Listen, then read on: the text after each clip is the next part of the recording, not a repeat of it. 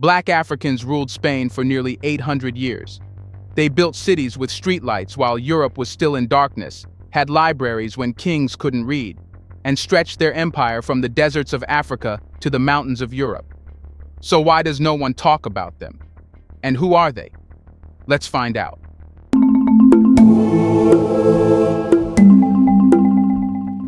The word Moor echoes through European history like a ghost, vague, exotic, half-remembered.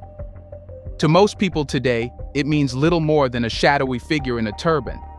But in truth, it once meant something far more specific and far more powerful. In the eyes of medieval Europe, Moor was not just a name, it was a warning, a symbol of a force that had crossed the sea, entered through the gates of Gibraltar, and reshaped the continent from its very foundations. But here's what most history books forget. Many of those who carried the title Moor were unmistakably black. African warriors and scholars from lands far beyond the sands of Morocco. These men were not isolated cases. They came in waves. From the Senegalese cavalry who trained in the Sahel's unforgiving heat, to the noble families of the Niger Bend who had memorized entire libraries of Islamic law, Black Africans arrived in Iberia not as refugees or slaves, but as military leaders, diplomats, and royal bloodlines. Many had already converted to Islam in the centuries before 711 AD. Their arrival in Spain wasn't a fluke of history. It was part of a calculated and confident expansion of African Islamic power into Europe. But how did these black figures gain prominence in such distant lands? The answer lies in something empires crave: loyalty without local ties. As Arab and Berber leaders began to govern new territories in North Africa and beyond, they often turned to black soldiers from deeper inland, from modern-day Mali, Niger, Chad, and Sudan, to guard their palaces, lead expeditions, and enforce law. These men, born far from tribal rivalries and urban politics, were seen as reliable, focused, and loyal to their commanders rather than to any local faction. By the time Muslim forces crossed into Spain in the 8th century, the practice was well established.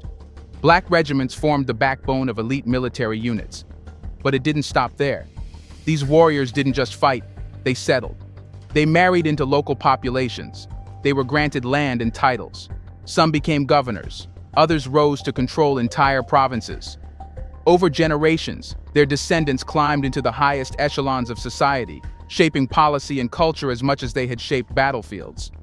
Yet not all black Moors were soldiers. Some were judges, poets, scientists, and theologians. The Islamic world valued knowledge, and many black African scholars trained in the intellectual centers of Gao, Timbuktu, and Djenné found their way into the royal courts of Andalusia. They brought with them ideas about justice, astronomy, medicine, and philosophy that astonished their European counterparts. And while Europe struggled to define itself through feudal wars and church decrees, the Moors, many of them visibly African, operated under a system where skin color did not bar one from power, from scholarship, or royalty. But how do we know they were black? The evidence is in the words of their enemies. European chroniclers described them as men of dark hue, as black as pitch, or Ethiopians in turban and steel. In medieval paintings and sculptures, the faces of Moorish soldiers are often rendered with deep brown skin, broad features, and proud stances, not as caricatures, but as respected figures of fear and admiration. So when we say black Moors, we're not imposing a modern idea on an ancient world. We're pulling back the veil on what's already there, in the art, the language, the legacy. They weren't outliers. They were part of something bigger, a rising tide of African influence that was about to transform not just Spain, but all of Europe. Because when these black Moors built their cities, they didn't just bring armies, they brought civilization. But how did they transform Spain? Here's a reminder to please like and share the video and subscribe to our channel to watch more videos on black culture, history, civilization, and identity. Let's continue now. When black Moorish leaders crossed into Spain, they didn't just plant flags or claim castles. They built cities from the ground up, cities unlike anything Europe had ever seen. To understand the impact of black Moorish power, you can't stop at the battlefield. You have to walk the streets they designed, the homes they shaped, the societies they engineered. These weren't just military occupations. They were civilizational blueprints drawn with geometry, water, and wisdom. The Moors approached urban planning not as conquerors, but as engineers of harmony. Influenced by West African city-states like Timbuktu and Jannah, and guided by Islamic principles of cleanliness, balance, and order, their cities reflected both spiritual purpose and practical genius. In places like Zaragoza, Murcia, and Valencia, one can still find the faint outlines of neighborhoods arranged by function, markets designed for airflow, residential quarters laid out for sunlight, public squares built for dialogue, not just trade. But at the center of this urban revolution were two obsessions: water and knowledge.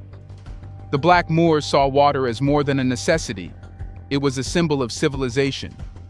Drawing on techniques perfected in the Niger Valley and Nubian deserts, they built intricate aqueducts, cisterns, and public fountains that turned dry hillsides into gardens and arid cities into oases. These systems weren't borrowed from Rome. They were refined from centuries-old African methods adapted for desert survival. The same technology that sustained caravan cities in Mali and Chad now ran beneath the marble courtyards of Al-Andalus. And where there was water, there was cleanliness. Public baths in every district, often with separate facilities for men and women. These weren't simple washrooms. They were tiled chambers with running water, steam, and privacy, unmatched by anything in Christian Europe. To the Black Moors, cleanliness was part of worship, and by extension, part of public life. They wove spirituality into infrastructure. But perhaps the most staggering element of these cities wasn't what you could see, it was what you could learn. Urban life under Black Moorish leadership revolved around madrasa schools, libraries, and open lecture halls. In neighborhoods led by African scholars and governors, education was public, layered, and multilingual. A child could learn Quranic verses in Arabic, study astronomy through African star charts, and solve math problems derived from Indian and Berber traditions, all before puberty.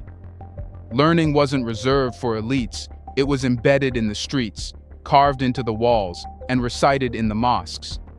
This is why travelers from Northern Europe, priests, knights, and scribes, would arrive in cities like Granada or Jaén and react with stunned disbelief. They had entered towns where black men presided as judges, women attended schools, and courtyards held public readings of Aristotle and Galen, all in a language and culture foreign to Christendom, yet more advanced in law, sanitation, and science than anything they had known. These weren't just urban spaces. They were living proof that African minds could not only challenge the West, they could define it. And at night, when the prayers ended and the stars came out, something else happened. The streets glowed.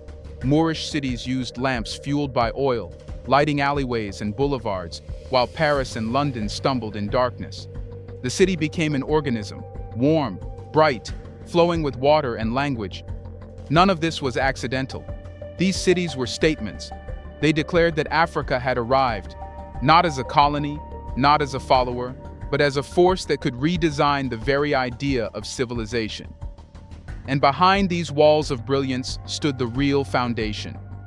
An army unlike any other, one that protected, expanded, and enforced this new order. This was an elite force drawn from the African heartlands, warriors forged in deserts, highlands, and jungles. They rode across Spain under crescent banners, but their origins lay far south of the Mediterranean, in the Sahel, the Sudan, and the vast interior empires of Africa. These were not imported fighters. They were the core of Moorish power. Where Western armies relied on brute numbers and crude weapons, the Black Moorish regiments were trained with strategy, mobility, and psychological precision. At the heart of this force was the African cavalry, known for its swiftness and discipline. These were men who had trained from childhood, riding stallions bareback across desert sands, mastering archery and sabers before most Europeans ever touched steel. One of the most feared units in Andalusian history was the Sudanese Guard, selected not just for strength, but for loyalty and tactical intelligence.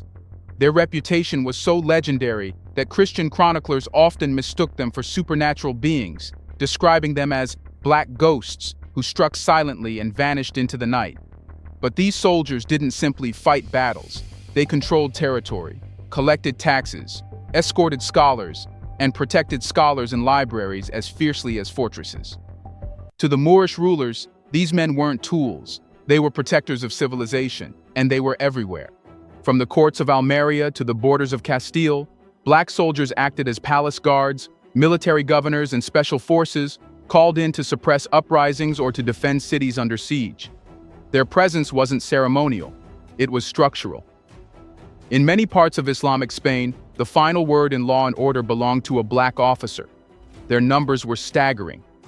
Historical sources mention tens of thousands of African soldiers under the command of rulers like Yaqub al-Mansur, whose reign marked a golden military age.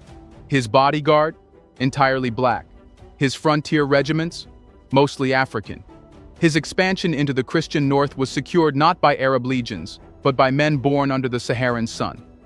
But it wasn't just raw power that made these armies exceptional, it was how they thought.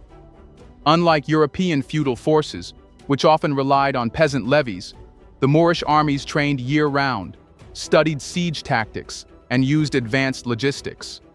They studied wind direction, terrain acoustics, and even psychological warfare tactics refined in African empires like Ghana, Kanem-Bornu, and Songhai.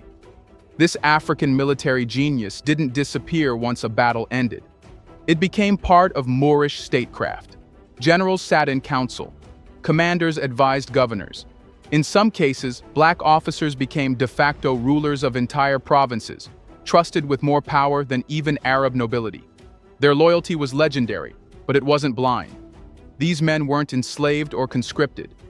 They were professionals, paid, housed, respected, and often granted titles and land. Some married into elite families.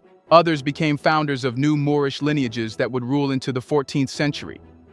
Europe didn't forget these men because they were invisible. It forgot them because they were too powerful to fit the myth. The myth that Africa gave the world only poverty and pain. The myth that black men served rather than led. But history tells a different story, of black soldiers who built an empire with their minds as much as their muscles, who patrolled golden cities not just with swords, but with authority. And while they kept the walls guarded and the streets in order, another force quietly worked behind those walls. An intellectual revolution that would change the fate of the Western world. While black soldiers secured the gates and patrolled the citadels, something quieter, yet even more radical, was unfolding behind the palace walls. A revolution of ideas, and at its core were African minds that viewed knowledge not as a luxury, but as a birthright, not as a threat to power, but as its deepest foundation.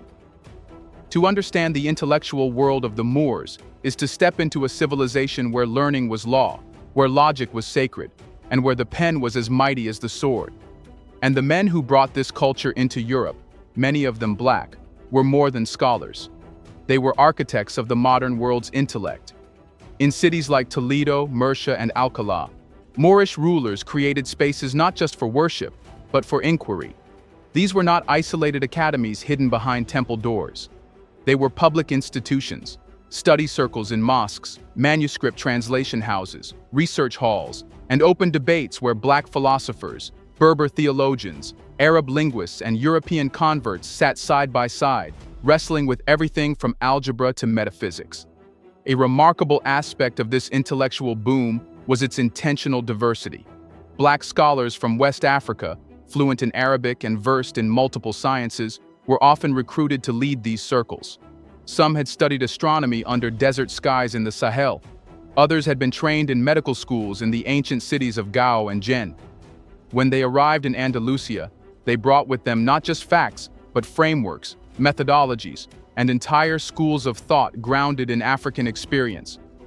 These thinkers were obsessed with pattern, structure, and precision. They saw the world as a text waiting to be deciphered. Mathematics wasn't just numbers. It was language, art, and theology. Astronomy wasn't just about stars. It was about time, farming, and architecture. Logic wasn't abstract. It was a tool for building courts, treaties, and law codes. Everything was connected. Everything had meaning. And while Europe still feared questions, the Moors celebrated them. Even debates that challenged religious authority were allowed, so long as they were argued with discipline and clarity. The result? A culture where black scholars lectured in public to mixed audiences, where philosophers engaged with Jewish rabbis and Christian monks, and where books weren't hoarded by monarchs, but circulated, copied, and discussed across cities. The ripple effects were enormous. It was through this Moorish ecosystem that Europe rediscovered Greek science, Indian numerals, and Persian medicine. But more importantly, it encountered African logic, Saharan astronomy, and Sahelian systems of ecological thinking that had never existed in European thought. Even the tools of knowledge bore this African legacy. The quadrants and astrolabes designed in Moorish Spain often relied on refinements made in West Africa. Manuscripts stored in university vaults in Cordoba and Seville contain marginal notes in the handwriting of scholars born far below the Sahara. Their ideas moved silently through Europe's bloodstream, long before their names were erased from its memory. But the Moors didn't just teach Europe how to think. They taught it how to organize thought, how to standardize law, how to debate without violence, how to codify justice, and how to question without chaos. It was a blueprint for intellectual civilization, and many of the blueprint's authors were Black. The irony? These same scholars, who believed in spreading knowledge freely, became invisible to the world they enlightened. But the next time you write a number, plot a chart, or solve a puzzle, remember, that tradition has fingerprints. Some of them are Black, some of them are forgotten, all of them mattered. And as the minds behind the Moorish miracle pushed Europe toward light, the culture itself, the day-to-day richness of Black royal life, left an imprint even deeper than its science. While the libraries filled with debate and the cities buzzed with knowledge, another revolution unfolded in quieter, more sensual ways. Culture, the way people dressed, dined, danced, and dreamed, was reshaped under Moorish rule. And at its center were Black noble families who didn't just govern cities or lead armies, but defined style, taste, and refinement in ways Europe had never seen. These weren't distant aristocrats tucked away in desert palaces. The Black elite of Moorish Spain were visible, influential, and embedded in public life. They presided over court ceremonies, hosted scholars and diplomats, and appeared in processions wearing silks dyed in indigo and saffron, colors that traced their origins to West African trade routes. Their garments were tailored not just for status, but for poetry, often inscribed with calligraphy or sacred geometry, each thread echoing both faith and identity. Fashion became a political language. To wear imported cotton from Timbuktu or leather from Hausa artisans wasn't just a luxury, it was a statement of global reach and cultural mastery. Even Christian nobles began imitating Moorish designs, borrowing cuts, fabrics, and adornments. The Black Moors didn't merely participate in high culture, they set the standard. And nowhere was this influence felt more intimately than in food.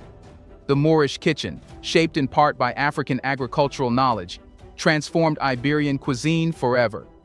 Black agronomists and farmers introduced techniques from the Sahel that allowed for the cultivation of previously foreign crops, like sorghum, millet, sugarcane, and rice, on Spanish soil. They implemented irrigation systems that turned rocky valleys into fruit-laden orchards. From their hands came pomegranates, apricots, okra, yams, and even the use of spices like ginger and cinnamon, long before they reached northern Europe. But food was not just sustenance. It was ritual, art, and diplomacy. Banquets in Black Moorish courts featured roasted lamb marinated with African herbs, saffron rice, and date-stuffed pastries glazed with honey, a blend of sub-Saharan soul and Mediterranean flair. These culinary feasts served more than guests. They communicated with the empire. Even music and dance bore the fingerprints of Black innovation. In the streets of Granada and Almeria, night markets often rang with the rhythms of ouds, hand drums, and string instruments whose origins reached deep into African musical traditions. Percussion styles from West Africa blended with Arabic melodies to give birth to entirely new forms, including the early roots of flamenco. While Europe's courts echoed with stiff church chants, the Moors danced, and the rhythms they brought were remembered long after the empire faded.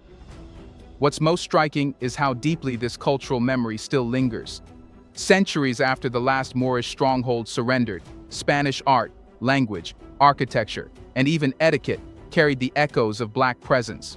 Words like azúcar sugar, aceituna olive, and ajedrez chess entered the Spanish language through Moorish rule. Elegant courtly manners, elaborate gardens, perfumed baths. All these became markers of Spanish sophistication without mention of their African roots. Even the image of the Moor remains strangely alive in European coats of arms, sculptures, and folktales. Though often distorted, these symbols reveal an uncomfortable truth. Europe could not forget the Moors, even as it tried to erase their names. And behind all this, the cities, the science, the armies, and the elegance stands a greater legacy, one not measured in monuments, but in memory. The Black Moors redefined what it meant to rule, not through domination alone, but through beauty, balance, and brilliance.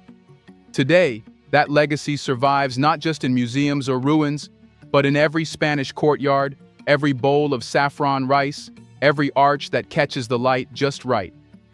The Moors were never just a chapter in Europe's story.